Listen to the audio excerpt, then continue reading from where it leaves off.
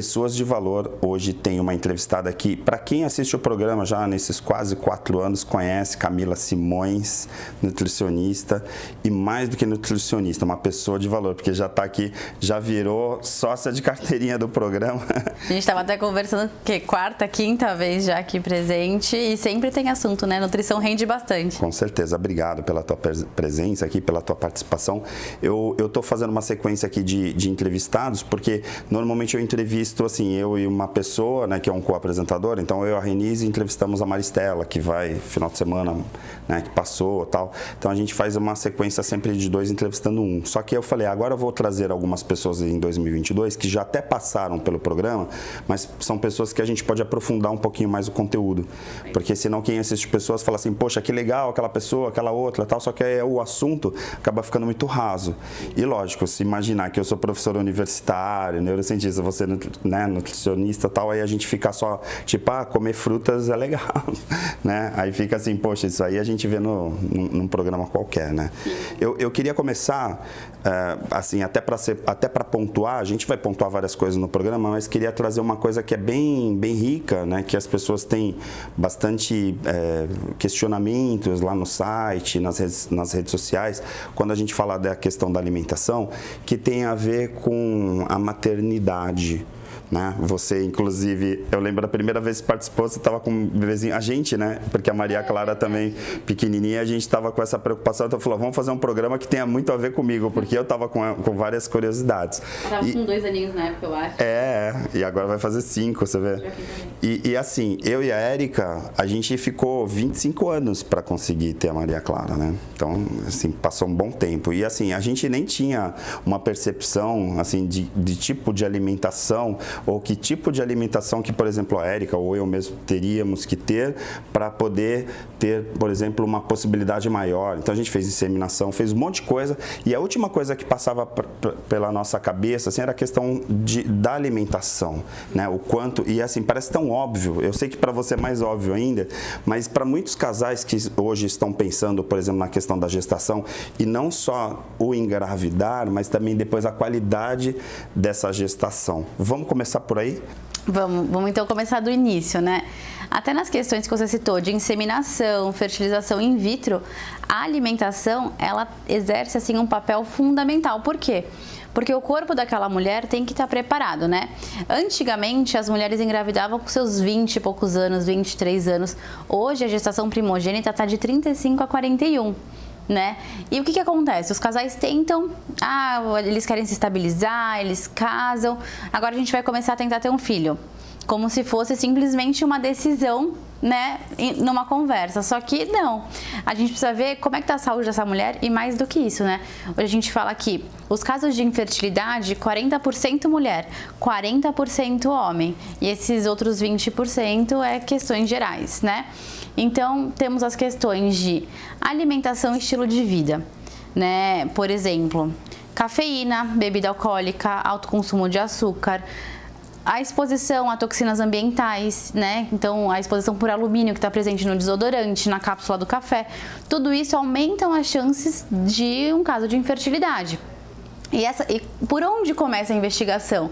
Quando um casal quer engravidar, a preocupação parte muito mais, né, na maioria dos casos, da mulher. Então, tem alguma coisa de errado comigo.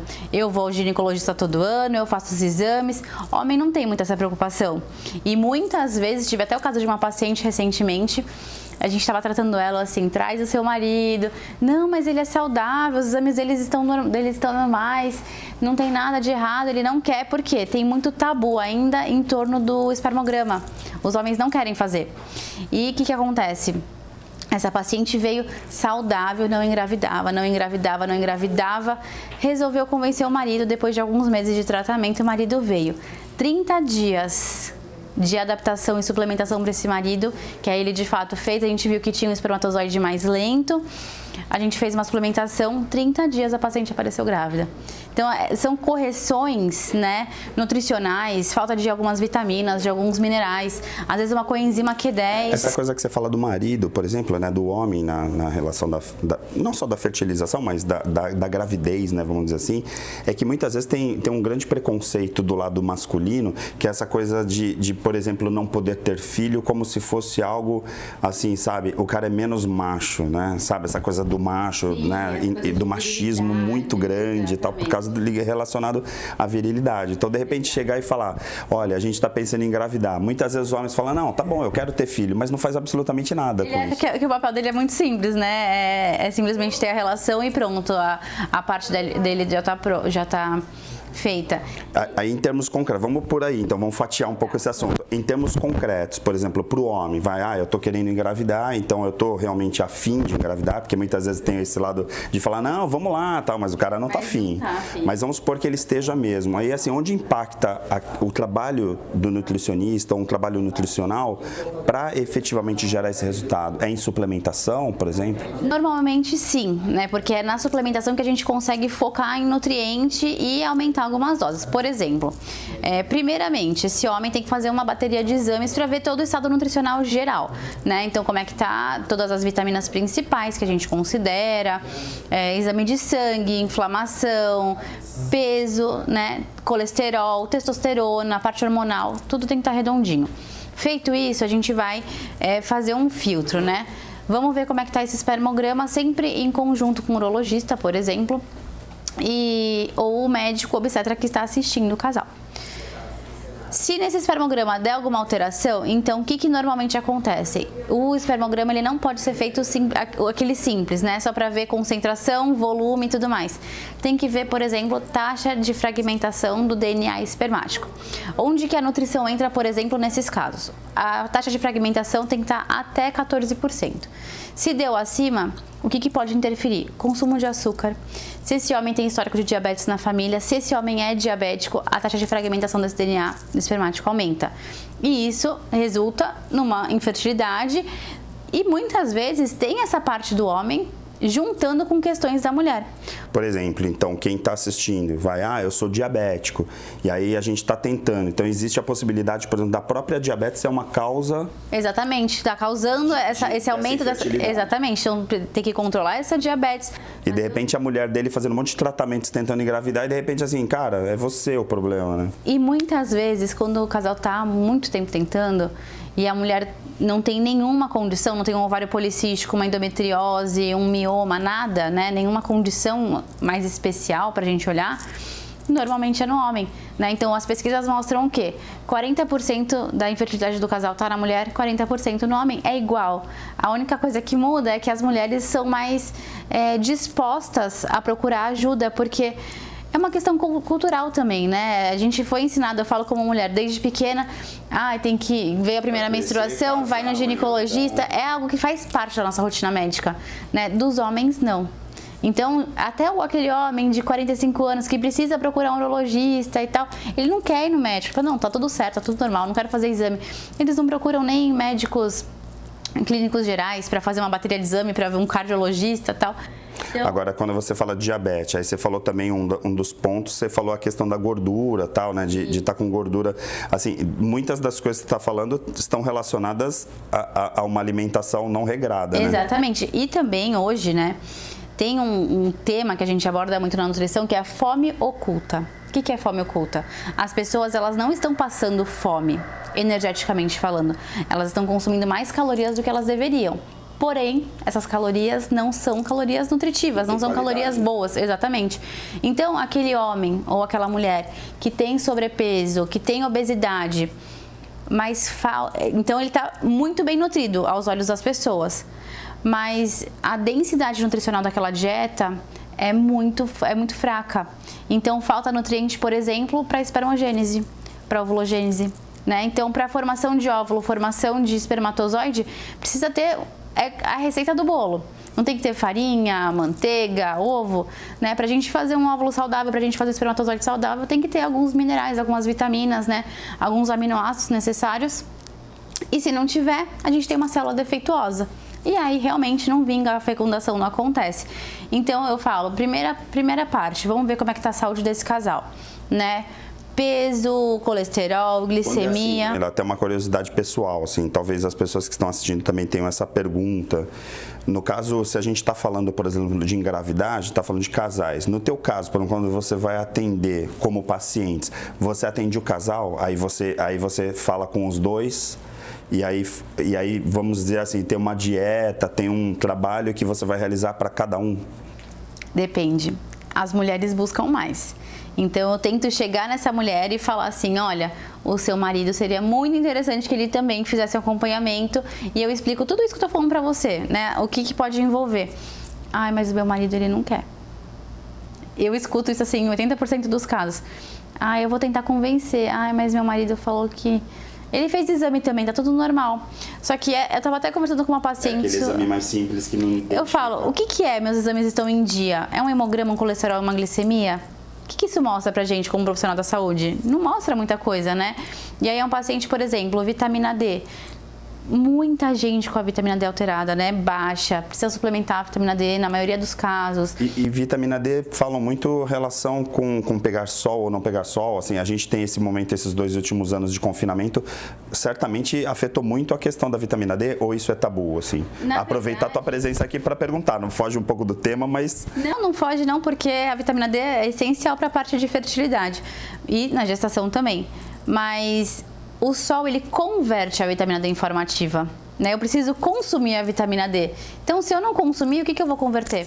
Tá, mas eu digo o seguinte, se eu tomar a vitamina D, mas não pegar sol, por exemplo, ela não converte na mesma qualidade que teria para onde quem está exposto ao sol, por exemplo. Hoje, isso era muito bem visto, mas hoje ainda tem agora umas controvérsias. Eu ainda considero que sim, tá? Dentro do que eu estudo, dentro do que eu vejo na clínica mesmo. Mas tem alguns estudos mostrando que o sol talvez não seja tão importante assim. Tá, tipo assim, para quem está nos ouvindo, toma vitamina D, mesmo que não pegue sol. Porque a pessoa pode falar assim, eu não vou tomar vitamina D porque eu não pego sol. Não. Então é melhor tomar vitamina independente de tomar sol, por exemplo. Porque na verdade eu não preciso pegar diretamente o sol. É 15 minutos, 15% da superfície corporal exposto à claridade. Se estiver chovendo... Tem a ver com melanina, por exemplo? Vai resolver também. Com alguma química relacionada à pele? Tem a ver com o raio. O raio que é emitido pela claridade, entendeu? Ele ajuda na conversão. Então não precisa necessariamente eu ir pra praia, né? Porque as pessoas pensam, eu não consigo pegar sol porque eu tenho que trabalhar, não tenho lazer. Às vezes, se você vai na janela, ficar apoiado lá na janela 15 minutos, já foi... Ou você sair para trabalhar, por exemplo, e tá indo de um lugar para outro, por exemplo, você tá pegando sol também, né? Exatamente. Então, assim, as pessoas, elas estão na rua diariamente, né? Elas conseguem ter um pouco desse acesso à claridade e mesmo assim a vitamina D não tá subindo, né? Então a gente pensa assim numa suplementação na maior parte dos casos. É muito raro aquele caso. Assim, voltando lá para a questão da fertilidade, assim, o estilo de vida, ele vai impactar diretamente na infertilidade. Diretamente. Por quê? Porque se tem que ter vitamina D, a pessoa, por exemplo, não pega sol ou não tem uma vitamina D suficiente, não se alimenta bem. Exatamente. E também existem, né, de contrapartida, o que pode me prejudicar. Então tá bom, eu sei que a alimentação faz bem para minha fertilidade. Mas o que eu tô fazendo que pode estar indo contra o que eu tô querendo? Homens, a única coisa que é irreversível na questão de fertilidade é o uso de anabolizante. E o que a gente tem hoje entre os homens jovens? Muito. Qualquer um usa, qualquer um consegue, todo mundo compra, todo mundo, né? Até por prescrição médica mesmo. Vai lá, faz um acompanhamento, toma anabolizante pensando em condições estéticas. E aí, para a saúde fértil, realmente é a única coisa irreversível. Mas o alto consumo de café, bebida alcoólica, cigarro, exposição à toxina ambiental, má alimentação, tudo isso diminui muito a taxa de gravidez, né? E aí tem que fazer todo um trabalho mental. Então, por exemplo, homens têm costume de, não sei se você tem, colocar o celular no bolso da frente. Isso já deixa o espermatozoide enfraquecido, né? Por quê? Porque é de forma crônica, é um hábito. Né? Exatamente. Né? Então você percebe que são pequenas coisinhas do nosso dia que interferem diretamente nisso. Eu vou fazer o seguinte, como ela falou nesse assunto e a gente aqui não é hipócrita, eu tava com o celular aqui no bolso, eu vou fazer um intervalo para poder esconder meu celular em outro lugar e a gente volta já com pessoas de valor.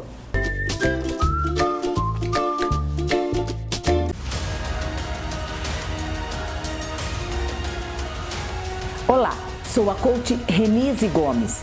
Minha missão é desenvolver o potencial das pessoas para levá-las ao melhor delas mesmas. Estou com um programa de desenvolvimento pessoal e de liderança, Líder Eficaz, feito sob medida para você. Faça contato pelas redes sociais e o site Coach Renise Gomes. O Célula Mater foi criado há 30 anos pelo Dr. Carlos Eduardo, um dedicado biomédico que decidiu usar todo o seu conhecimento para cuidar melhor das famílias da nossa região. Ao longo das décadas, o Célula Mater cresceu e conquistou a confiança da população com seu atendimento humanizado, virando referência de qualidade em análises clínicas e de precisão nos resultados de exames laboratoriais. Laboratório Célula Mater, presente no momento em que você mais precisa. Agora, sem o telefone no bolso, claro, né? E aí agora a Erika está assistindo o programa, minha esposa, e deve estar assim, meu Deus, esse cara, foi culpa dele. Mas agora no segundo bloco, vamos falar de mulheres. A gente já falou bastante coisa dos homens, coitados. Os caras que estavam assistindo o programa já até saíram, agora só tem mulher na sala, porque a gente falou um monte de coisa, os homens estão assim, é tudo culpa nossa. Mas na verdade também tem uma grande questão, né? E principalmente as mulheres que se cuidam sempre, previnem, tem toda essa ligação com a saúde, né, física, mental, mas mesmo assim esquecem um monte de coisas importantes. E eu considero a parte nutricional normalmente onde a gente mais desliza. Totalmente.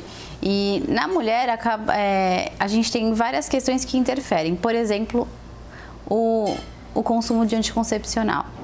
Né? Se eu chegar para alguém e falar assim, olha, tá vendo aquele moço ali? Ele usa testosterona há 20 anos, ele usa hormônio há 20 anos. Fala, nossa senhora, ele tá uma bomba. Se eu falar assim, aquela mulher toma anticoncepcional há 25 anos, sem pausa. Fala assim, ela não quer engravidar. É algo bem visto, né? E atrapalha bastante. E aí essas mulheres acham que basta parar o anticoncepcional e ela vai engravidar. Né? E isso não acontece na maioria das vezes, acaba frustrando.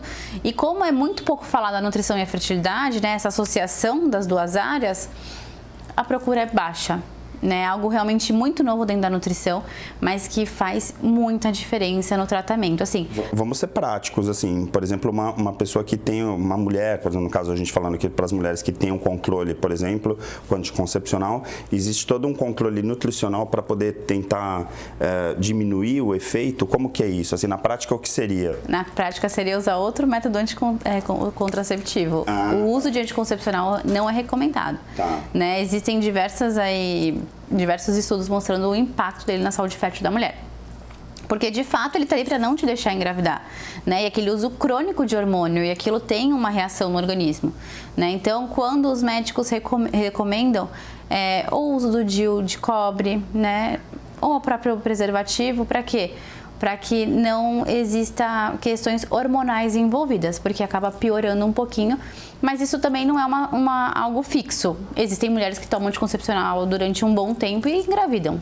Né? A gente consegue... Inclusive, a gente sabe de pessoas que, tomando anticoncepcional, engravidaram, né? Quer dizer que é uma loucura, né? Que todo mundo fala, poxa, eu tomava, como que pode acontecer? Mas, né, mesmo assim, a gente volta naquela questão que talvez, de todas essas, seja a mais importante, que é o consumo de nutrientes. As pessoas não consomem nutrientes adequados para funções mínimas de vida, né? Então as pessoas estão cansadas, estão com a memória ruim, indispostas, elas não estão produtivas, a concentração está ruim.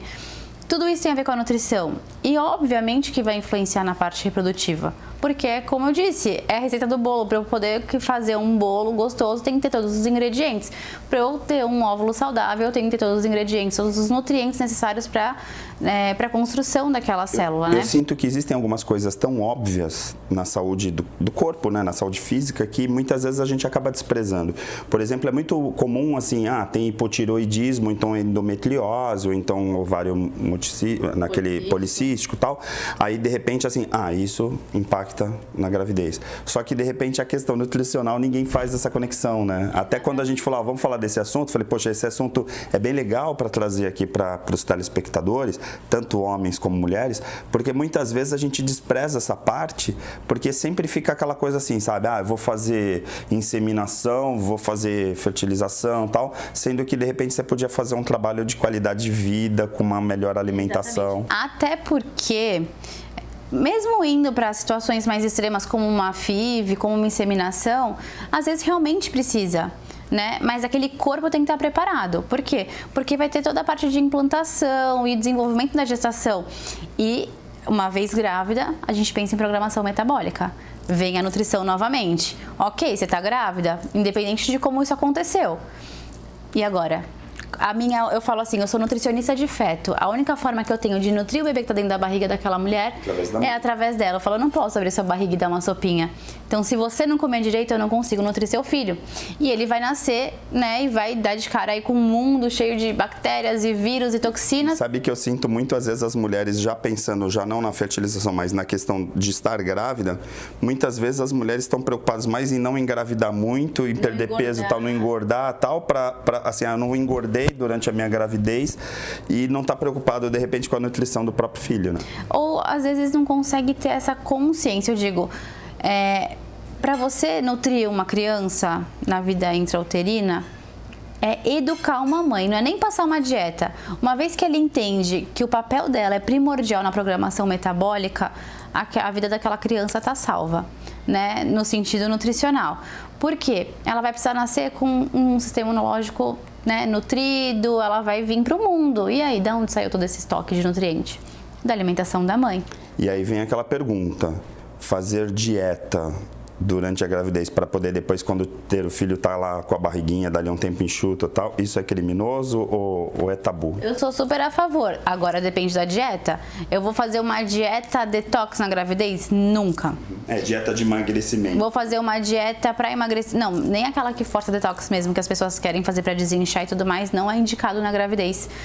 Nem nenhuma dieta hipocalórica, né? Restrição de caloria, restrição de nutriente. Não precisa, né? O que a gente precisa? Eu tenho gestantes em acompanhamento que engravidaram com sobrepeso e que o peso delas está abaixando enquanto o bebê está crescendo. Por quê? Sem restrição calórica e sem grandes modificações na dieta. Apenas tirando industrializado, suprindo nutrientes que faltam, pensando em saúde materna e saúde do bebê e tirando o excesso. E isso cabe também para os últimos meses, quando envolve, por exemplo, lá no finalzinho da gravidez, a questão da amamentação também. Totalmente. Porque muitas vezes as mães falam, poxa, eu não tive leite, tive que fazer isso, aquilo. Aí você vai ver a dieta dela durante a gravidez, era totalmente industrial, era totalmente irregular. Totalmente ocidental, né? Então, assim, rica em carne vermelha, muito pouca fibra. Tem toda a questão intestinal, ouvi você falando sobre a questão intestinal, realmente. Por exemplo, como é que eu vou fazer o tratamento de uma mulher tentante antes dela engravidar? Primeiro passo, eu faço um protocolo intestinal. Aquele intestino tem que estar redondo, principalmente aquela mulher que pensa em fazer fertilização in vitro. Por quê? Depois que elas passam pelo procedimento, elas têm medo de ir no banheiro. Eu tenho intestino preso, eu tenho que fazer força, eu não vou no banheiro então porque eu vou... Com medo de perder. Exatamente, mas não acontece, né? É mais um medo psicológico mesmo. Mas a gente trata por quê? Qualidade de vida dessa mulher. Né? Isso é primordial. Absorção de nutrientes, conversão de nutrientes, a maioria é nível intestinal, então aquele intestino precisa estar redondo. Quando a gestante lá engravida, né? Quando a paciente engravida, o que a gente tem também? A tendência a ser uma gestante mais constipada, a necessidade de fibra dessa gestante aumenta, intestino trava. Então, se eu tratei aquele intestino antes, a chance disso acontecer é bem menor. Então, existe toda uma preocupação, mesmo que aquela paciente não tenha nenhum problema de fertilidade, pensando em saúde da mulher, né, condições para uma boa gestação com programação metabólica e um pós-gestação para a retomada do peso, porque a gente não pode esquecer que existe uma mulher ali por trás, né, com autoestima, ela quer se ver bonita, a vida dela já vai mudar bastante. Aleitamento materno quando é o caso, né? Porque muitas mulheres, às vezes, mesmo se cuidando, não tem leite, né? Ou não tem durante algum período. E educar aquela mulher, por quê? Depois que a criança nasceu, desenvolveu, amamentou, quem vai ser o exemplo na introdução alimentar? A mãe. A mãe. Então, é como se fosse um caminho, né? Então, vamos pensar, uma paciente hoje de seus 20 e poucos anos, ela pode não pensar em engravidar hoje, às vezes ela nem tem um parceiro, ela fala, nossa, até penso em ser mãe, mas, meu, daqui 5, 10 anos... Pensando, não, esse tema não tem nada a ver comigo. Nada a ver comigo, tem sim. Ali na frente vai ter. Exatamente. Por quê? Porque se você começar com uma preocupação hoje, não necessariamente, eu tô tratando para fertilidade, mas uma preocupação de se alimentar melhor, se exercitar, diminuir álcool, diminuir o cigarro quando é o caso, e aumentar a hidratação, e diminuir a exposição a, por exemplo, pesticida, consumir mais alimento orgânico, quando você quiser engravidar, quando for o momento, você já está 10 passos na frente, tanto a mulher como o homem, né? E já cria esse conhecimento, já cria esse hábito, já vem com essa educação nutricional para que de fato entenda a importância, porque se você tenha o desejo de passar por uma gestação, que seja a melhor gestação, né, que possível. Por quê? Porque a chance, hoje a gente tem muita mulher nova, mesmo engravidando em idade fértil, com diabetes gestacional, eclâmpsia, né, ou ganhando 30 quilos na gestação. Isso era muito no passado. Hoje os profissionais já têm conhecimento suficiente para mostrar que isso não é bom nem para a saúde da mulher, nem para a saúde do bebê, né? Então a gente tem que informar mesmo. E informando, a gente fala assim, né? Essas condições, quando a gente trata uma mulher, elas são transgeracionais. Então hoje eu sou até o que a minha avó fez na gravidez da minha mãe, né?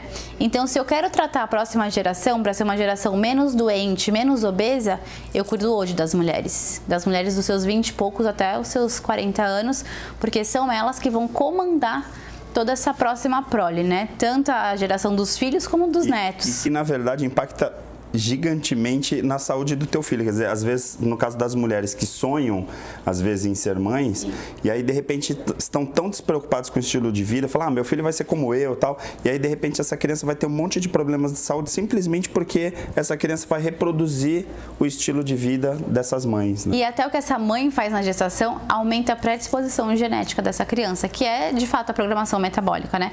O que a criança faz nos primeiros 1000 dias de vida. A gestação, 270 mais ou menos dias, 365 dias do primeiro ano da criança, 365 dias do segundo ano da criança.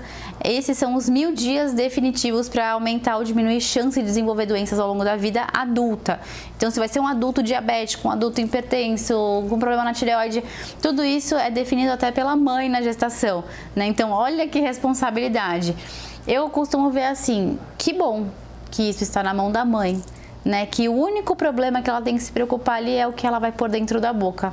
É um problema simples de ser resolvido, né? Até vou fechar o programa falando o seguinte, você tem 1000 dias, como ela colocou aqui nesses números, você tem 1000 dias para fazer com que a vida do teu filho, durante a vida dele inteira, seja mais saudável, né? Basicamente é isso que você está falando. E é bonito, né? Eu sempre falo, eu escolhi trabalhar com isso porque eu acho isso lindo. A forma como você mostra para a mulher que o papel dela e do parceiro também, porque quando o parceiro cria essa consciência, é uma família educada nutricionalmente, é um ambiente diferente para aquela criança se desenvolver. E isso reflete nitidamente nas famílias que a gente acaba, né, atendendo. É uma criança que desenvolve bem, que depois que fixa a matéria. Então, por exemplo, sabe aquele adolescente preguiçoso que volta da escola, quer dormir a tarde inteira, não fixa a matéria? Pode ser uma condição de falta de nutrientes durante a gestação. Até isso tem a ver. Então, né, a gente fala, vamos fabricar aí bebês inteligentes, bebês que se desenvolvem bem, que têm uma coordenação motora boa, porque isso está na nossa mão como mulher durante a gravidez. Show! Viu como valeu a pena fazer o programa Só Nós Dois? Porque se tivesse 3, a gente não ia conseguir entrar tão profundamente, né? Coisa, né? Dá falta. Mas assim, quem já sabe o programa, né, assiste e acompanha, sabe que a Camila ainda vai voltar aqui, porque ainda já é parceira do programa, né? Já está aqui sempre, é muito legal quando ela tá, que traz uns conteúdos bem bacanas. Obrigado pela tua presença. E o Pessoas de Valor fica aí, né, com esse slogan do programa de hoje, assim, 1000 dias por uma vida inteira, tá bom? Pensa nisso e na semana que vem a gente se encontra aqui na Santa Cecília TV. Até lá.